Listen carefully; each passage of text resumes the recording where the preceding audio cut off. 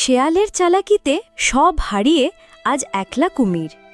না আছে আলু, না আছে আখ, চারদিকে শুধু খড় আর খালি পেটের কান্না। ওরে বেচারা কুমিরটা, এমন দুঃখ তার কপালে লেখা ছিল। কি করে এমনটা হলো, চলো দেখা যাক। একটা জঙ্গলে কুমির আর শিয়াল দুই বন্ধু বাস করত। বহুদিন হয়ে গেল তাদের খাবার ঠিকঠাক মতন জুটছিল না, তাই তারা চিন্তা করল চাষবাস শুরু করবে। তারা প্রথমে আলু চাষ করার সিদ্ধান্ত নেয়। তখন কুমির বলল, শোনো ভাই শিয়াল, গাছের আগার দিক কিন্তু আমার, গোড়ার দিক তোমার। তখন শিয়াল বলল, হ্যাঁ, ঠিক আছে ভাই, তাই হবে। আলু হলো মাটির নিচে আর গাছের আগায় হলো খালি পাতা। কুমির সব আগা কেটে নিয়ে গেল বাড়িতে, কিন্তু ঘরে গিয়ে দেখে আমার আলু কোথায় গেল? এখানে তো শুধু পাতা, এ যে একটাও আলু নেই, সব ঠকাগিরি। দাঁড়াও শিয়াল। এদিকে শেয়াল সমস্ত আলু গাড়ি বোঝাই করে বাড়ি নিয়ে গেল।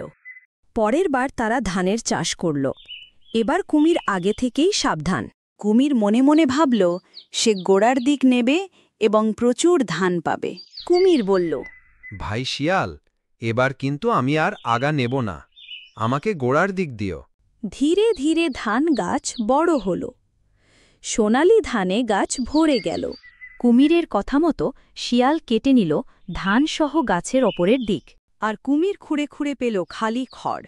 বোকা কুমির বাড়িতে এসে কাঁদতে কাঁদতে বলল, না রে ভাই, এ তো আবার ঠকে গেলাম, এবার তোকে আমি ঠিক দেখাবো। সে গাছের নিচে বসে বুদ্ধি বের করল তারা এবার আখের চাষ করবে, আর সে ওপরের অংশ নেবে। তখনই সে শেয়াল ভাইয়ের কাছে গিয়ে বলল, শিয়াল ভাই, এবার কিন্তু আমি আগা নেবই, তুই নিচের দিক যা খুশি কর। আখ গাছ ধীরে ধীরে বড় হল। ঠিক সময় কুমির এসে আখ গাছের আগার অংশ কেটে নিয়ে বাড়ি চলে গেল, আর এদিকে শিয়াল ভাই নিয়ে গেল নিজের অংশ। শিয়াল তখন মজা করে চুষছে মিষ্টি আখ, আর কুমির চিবিয়ে যাচ্ছে আখের আগা, যেটা খালে কাঠ আর নুনতা স্বাদ। উফ, একটুও মিষ্টি না। না ভাই, তোমার সঙ্গে আর চাষ করব না, তুমি বড্ড ঠকাও।